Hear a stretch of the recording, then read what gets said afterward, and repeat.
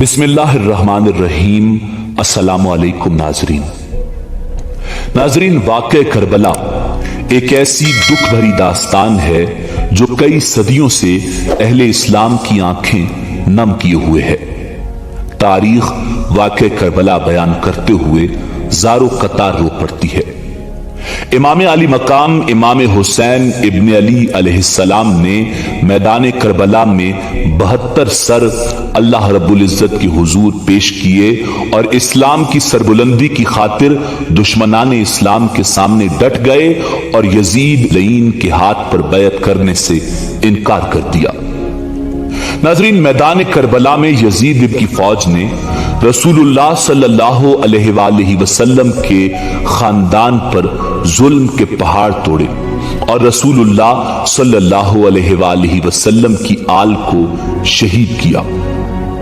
ناظرین، خالق کائنات نے بروز قیامت ان لعینوں کے لیے جہنم میں اذیت ناک ٹھکانہ تیار کر رکھا ہے، مگر یہ کیسے ممکن ہے کہ وہ اس دنیا کے اندر بھی ان لعینوں کو نشان عبرت نہ بناتا؟ ناظرین، کربلا کے شہیدوں کا بدلہ کس نے اور کیسے لیا؟ قاتلان حسین ابن علی کو کس نے چن چن کر مارا اور ان کا عبرت ناک انجام کیا ہوا؟ یہی ہماری آج کی ویڈیو کا موضوع ہوگا۔ مگر ویڈیو میں آگے بڑھنے سے پہلے اگر آپ ہمارے چینل پر نئے ہیں تو برائے مہربانی ہمارا چینل سبسکرائب کریں، جہاں آپ کو بالخصوص اسلامک ہسٹری اور بالعموم دنیا بھر کی منفرد معلومات پر مبنی ویڈیوز ملتی رہیں گی۔ ناظرین، خلیفہ عبد الملک بن مروان کے زمانہ خلافت میں کوفہ پر مختار بن عبید ثقفی کو تسلط حاصل ہوا۔ اس نے کہا کہ میں قاتلان امام حسین علیہ السلام میں سے ایک کو بھی دنیا میں چلتے پھرتے نہیں رہنے دوں گا۔ اگر میں ایسا نہ کروں تو مجھ پر اللہ اور رسول اللہ صلی اللہ علیہ وآلہ وسلم کی لعنت ہو۔ پھر اس نے لوگوں سے کہا کہ مجھے ہر اس شخص کا نام اور پتہ بتاؤ جو حضرت امام حسین رضی اللہ تعالی عنہ کے مقابلے میں کربلا گیا تھا۔ لوگوں نے بتانا شروع کیا اور مختار ثقفی نے ایک ایک کو قتل کرنا اور سولی پر لٹکانا شروع کر دیا۔ مختار ثقفی نے ایک دن کہا کہ میں کل ایک ایسے شخص کو قتل کروں گا کہ میرے اس عمل سے تمام مومنین اور ملائکہ مقربین بھی خوش ہوں گے۔ ہیثم بن اسود نخی اس وقت مختار کے پاس بیٹھا ہوا تھا۔ وہ سمجھ گیا کہ ابن سعد کل مارا جائے گا۔ مکان پر آ کر اس نے اپنے بیٹے کو رات میں ابن سعد کے پاس بھیج کر اطلاع کر دی کہ تم اپنی حفاظت کا انتظام کرو، مختار ثقفی کل تمہیں قتل کرنا چاہتا ہے۔ مگر مختار ثقفی چونکہ اپنے خروج کے ابتدائی زمانے میں ابن سعد سے نہایت اخلاق کے ساتھ پیش آتا تھا، اس لیے اس نے کہا کہ مختار ہمیں نہیں قتل کرے گا۔ دوسرے دن صبح کو مختار ثقفی نے ابن سعد کو بلانے کے لیے آدمی بھیجا۔ اس نے اپنے بیٹے خفص کو بھیج دیا۔ مختار ثقفی نے اس سے پوچھا کہ تیرا باپ کہاں ہے؟ اس نے کہا وہ خلوت نشیں ہو گیا ہے، اب گھر سے باہر نہیں نکلتا۔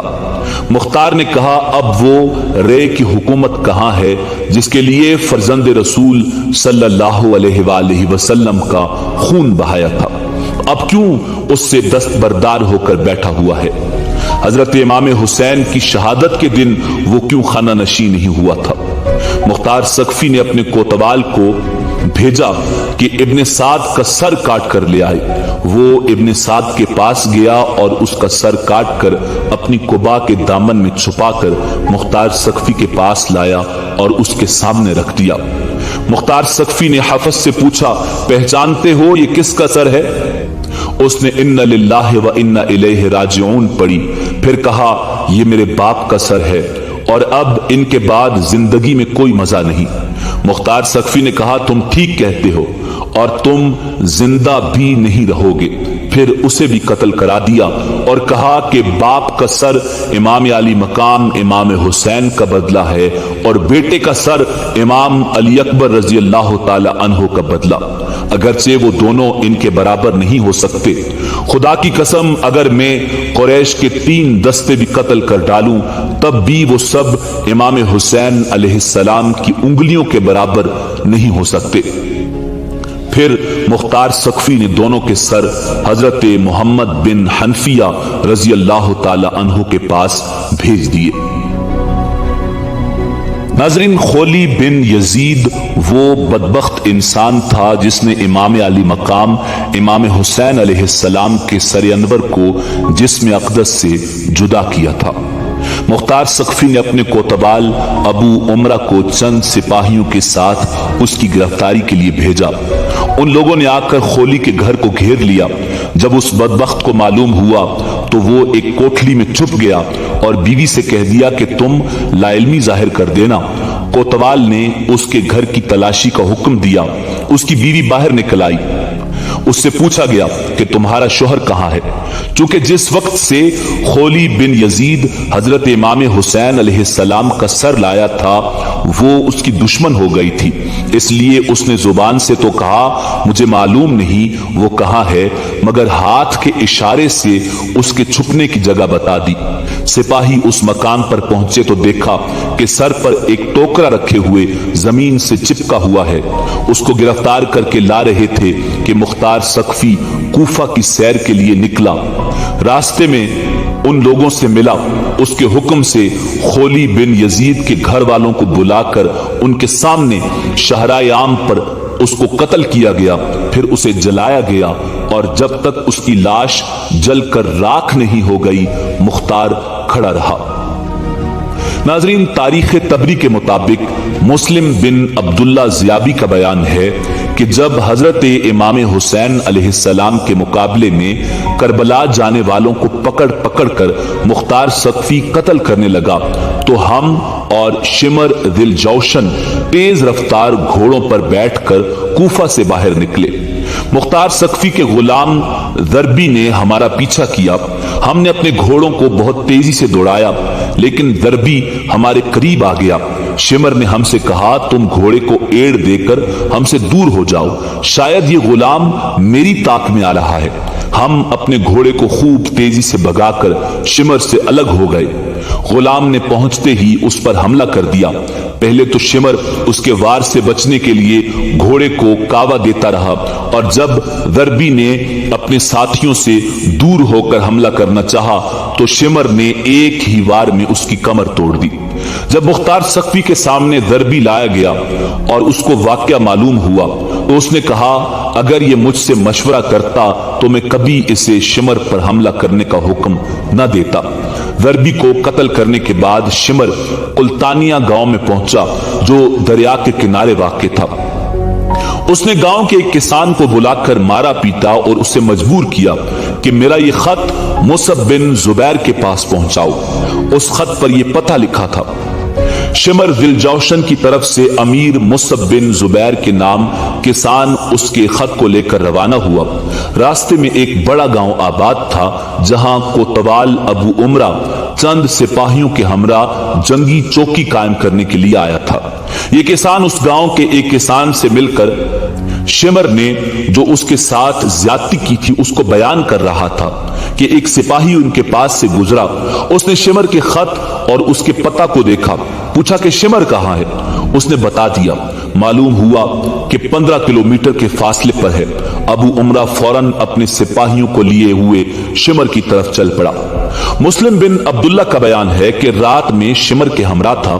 میں نے اس سے کہا بہتر ہے کہ ہم لوگ اس جگہ سے روانہ ہو جائیں، اس لیے کہ ہمیں یہاں ڈر معلوم ہوتا ہے۔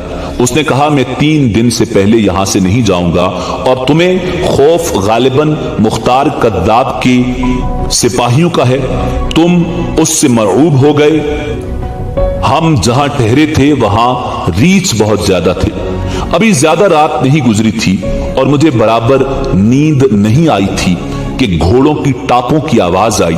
میں نے اپنے دل میں کہا شاید ریچھ ہوں گے، مگر جب آواز تیز ہو گئی تو میں اٹھ کر بیٹھ گیا۔ अपनी आंखों को मलने लगा और कहा, यह रीछों की आवाज हरगिज नहीं हो सकती। इतने में उन्होंने पहुंचकर तकबीर कही और हमारी झोपड़ियों को घेरे में ले लिया। हम अपने घोड़े छोड़कर पैदल ही भागे। वो लोग शिमर पर टूट पड़े जो पुरानी चादर ओढ़े हुए था और उसके बरस की सफेदी चादर के ऊपर से नजर आ रही थी। वो कपड़े और जिरा वगैरह भी नहीं पहन सका। उसी चादर को ओढ़े हुए नेज़े से उनका मुकाबला करने लगा। अभी हम थोड़ी ही दूर गए थे कि तकबीर की आवाज के बाद हमने सुना कि अल्लाह ने खबीस का खातिमा कर दिया।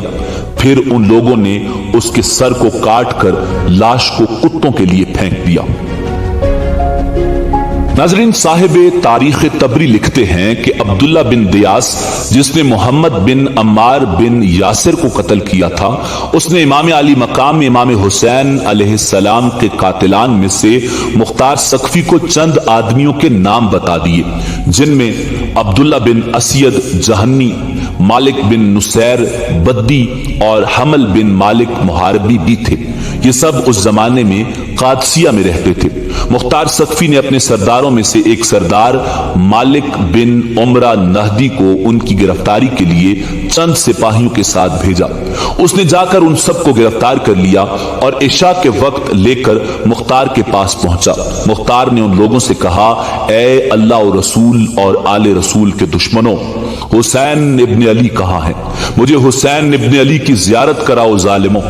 तुमने उस मुकद्दस जात को कत्ल किया जिन पर नमाज में तुम्हें दुरूद भेजने का हुक्म दिया गया है।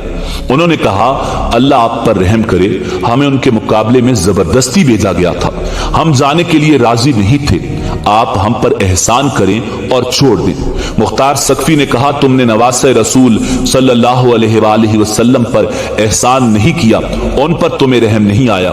तुमने उन्हें और उनके बच्चों को प्यासा रखा, पानी नहीं पीने दिया और आज हमसे एहसान तलब करते हो। फिर बद्दी से कहा, तुमने हजरत इमाम हुसैन अलैहिस्सलाम की टोपी उतारी थी? अब्दुल्ला बिन कामिल ने कहा, जी हां, यही वो शख्स है जिसने उनकी टोपी उतारी थी। मुख्तार सकफी ने हुक्म दिया, दोनों हाथ पांव काट कर इसको छोड़ दिया जाए ताकि इसी तरह तड़प तड़प कर ये मर जाए। चुनाचे उसके हुक्म पर अमल किया गया। बद्दी के हाथों और पैरों से खून का धारा बहता रहा यहां तक कि वो मर गया। उसके बाद जहन्नी और मुहारबी को कत्ल कर दिया गया। नाजरीन, हकीम एक ऐसा शख्स था जिसका नाम हकीम बिन तुफैल ताई था, जिसने करबला में हजरत अब्बास अलमदार के लिबास व असलहा पर कब्जा किया था और इमाम हुसैन अलैहिस्सलाम को माज़अल्लाह तीर मारा था। मुख्तार सकफी ने अब्दुल्ला इब्ने कामिल को उसकी गिरफ्तारी के लिए चंद सिपाहियों के साथ भेजा। वो जब मुख्तार सकफी की तरफ पकड़ कर ला रहे थे, हकीम के घर वाले अदी बिन हातिम, जो हातिम ताई का बेटा था, उसके पास गए और कहने लगे कि तुम मुख्तार सकफी से सिफारिश करो कि हमारे भाई को छोड़ दे। मुख्तार सकफी के पास अदी पहुंचा और सिफारिश करने लगा। वो अदी के साथ इज्जत से पेश आया और उसे पास बिठाया। अदी ने अपने आने की गर्ज बयान की। मुख्तार ने कहा, ए अबू जरीफ, क्या आप कातिलान हुसैन के लिए भी सिफारिश करते हैं?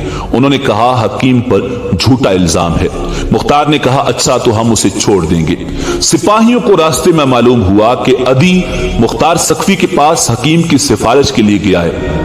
उनको लगा कि अगर हकीम की सिफारिश मुख्तार सकफी ने कबूल कर ली तो वो हकीम को छोड़ देगा, इसलिए उन सिपाहियों ने रास्ते में ही हकीम को कत्ल कर दिया और यूं उसे निशाने इबरत बनाया कि उसे एक कमरे में बंद किया गया और कहा कि तूने हजरत अब्बास इब्न अली के कपड़े उतारे थे, हम तेरी जिंदगी में तेरे लिबास उतारते हैं। चुनाचे उन लोगों ने उसे बिल्कुल नंगा कर दिया। फिर कहा, तूने हुसैन इब्न अली को तीर मारा था, हम भी तुझे तीरों का निशाना बनाते हैं। ये कहकर उन्होंने तीरों से मार मार कर उसको हलाक कर दिया। नाजरीन, एक शख्स जिसका नाम जैद बिन रकात था, उस बदबख्त ने हजरत अब्दुल्ला बिन मुस्लिम बिन अकील को तीर मारा था जो उनकी पेशानी में लगा था। उन्होंने पेशानी को बचाने के लिए उस पर अपना हाथ रख लिया, मगर तीर ऐसा लगा कि हाथ भी पेशानी के साथ पैवस्त हो गया, और जब कोशिश के बावजूद उनका हाथ पेशानी से जुदा नहीं हो सका तो उन्होंने बारगाह इलाही में दुआ की, या इलाहल आलमीन, हमारे दुश्मनों ने जैसे हमें जलील किया है तू भी इनको ऐसे ही जलील कर, और जिस तरह इन्होंने हमें कत्ल किया है तू भी इनको कत्ल कर। फिर जैद बिन रकाद ने उनके पेट में एक तीर मारा जिससे वो शहीद हो गए। इब्न रकाद कहा करता था कि उनके पेट का तीर तो मैंने आसानी से निकाल लिया, मगर जो तीर पेशानी में लगा कोशिश के बावजूद वो नहीं निकल सका। मुख्तार सख्फी ने इब्ने कामिल को उसकी गिरफ्तारी के लिए रवाना किया। इब्ने कामिल सिपाहियों के साथ पहुंचकर उस पर टूट पड़ा। वो भी एक बहादुर आदमी था, तलवार लेकर उसका मुकाबला किया। इब्ने कामिल ने अपने सिपाहियों से कहा, इसे नेजा और तलवार से हलाक न करो बल्कि तीर और पत्थर से मारो। सिपाहियों ने इस कदर तीर और पत्थर मारे कि वो गिर गया। इब्ने कामिल ने कहा, देखो अगर जान बाकी हो तो इसे बाहर लाओ। चूंकि अभी जान बाकी थी तो उसे बाहर निकाला गया। इब्ने कामिल ने आग मंगवाकर उसे जिंदा जला दिया। नाजरीन, उबैदुल्ला इब्न ज़ियाद वो नाम निहाद इंसान था जो यजीद की तरफ से कूफा का गवर्नर मुकर्रर किया था। इसी बदबख्त के हुक्म पर इमाम अली मकाम इमाम हुसैन अलैहिस्सलाम और आपके अहले बैत को तमाम ईज़ाएं पहुंचाई गई। यही इब्न ज़ियाद मूसल में 30,000 फौज के साथ उतरा। मुख्तार सख्फी ने इब्राहिम बिन मालिक अश्तर को इसके मुकाबले के लिए एक फौज देकर भेजा। मूसल से तकरीबन 25 किलोमीटर के फासले पर दरियाए फुरात के किनारे दोनों लश्करों में मुकाबला हुआ और सुबह से शाम तक खौफनाक जंग रही। जब दिन खत्म होने वाला था और आफताब करीब गुरूब था, उस वक्त इब्राहिम की फौज गालिब आ गई। इब्न ज़ियाद को शिकस्त हुई और उसके हमराई भागे। इब्राहिम ने हुक्म दिया कि फौज मुखालिफ में जो हाथ आए उसको जिंदा न छोड़ा जाए। चुनाचे बहुत से लोग हलाक किए गए। उसी हंगामे में इब्न ज़ियाद भी फुरात के किनारे मुहर्रम की 10वीं तारीख सन 67 हिजरी को हलाक किया गया। उसका सर काट कर इब्राहिम के पास भेजा गया। इब्राहिम ने मुख्तार के पास कूफा भिजवाया। मुख्तार ने दारुल इमारात कूफा को आरास्ता किया और अहले कूफा को जमा करके इब्न ज़ियाद का सर नापाक उसी जगह रखवाया जिस जगह उस मगरूर हुकूमत और उस मगरूर शख्स ने हजरत इमाम हुसैन अलैहिस्सलाम का सर अनवर रखा था। मुख्तार ने अहले कूफा को खिताब करके कहा, ए अहले कूफा, देख लो इमाम हुसैन अलैहिस्सलाम के खून नाहक ने इब्न ज़ियाद को न छोड़ा। आज इस नामुराद का सर इस जिल्लत और रुसवाई के साथ यहां रखा हुआ है। 6 साल हुए हैं। वही तारीख है, वही जगह है। खुदावंद आलम ने इस मगरूर फिरौन को ऐसी जिल्लत और रुसवाई के साथ हलाक किया। इसी कूफा और इसी दारुल इमारात में इस बेदीन के कत्ल और हलाक पर जश्न मनाया जा रहा है। नाज़रीन, कातिलाने इमाम हुसैन अलैहिस्सलाम पर तरह तरह के अजाब नाजिल हुए। जो लोग हजरत इमाम हुसैन अलैहिस्सलाम के मुकाबले में करबला गए और उनके कत्ल में शरीक हुए, उनमें से तकरीबन 6,000 कूफी मुख्तार सख्फी के हाथों हलाक हुए और दूसरे लोग तरह तरह के अजाबों में मुब्तला हुए। उलमाए कराम फरमाते हैं कि उनमें से कोई नहीं बचा जिसने आखिरत के अजाब से पहले इस दुनिया में सजा न पाई हो। उनमें से कुछ तो बुरी तरह कत्ल किए गए, कुछ अंधे और कोड़े हुए और कुछ लोग सख्त किस्म की आफतों में मुब्तला होकर हलाक हुए। नाजरीन, इसी उम्मीद के साथ इजाजत दीजिए कि आपको हमारी वीडियो पसंद आई होगी। मिलते हैं बहुत जल्द एक नई तारीखी, तहकीकी और मालूमाती वीडियो के साथ। अल्लाह रब्बुल इज्जत आपका हामी और नासिर हो।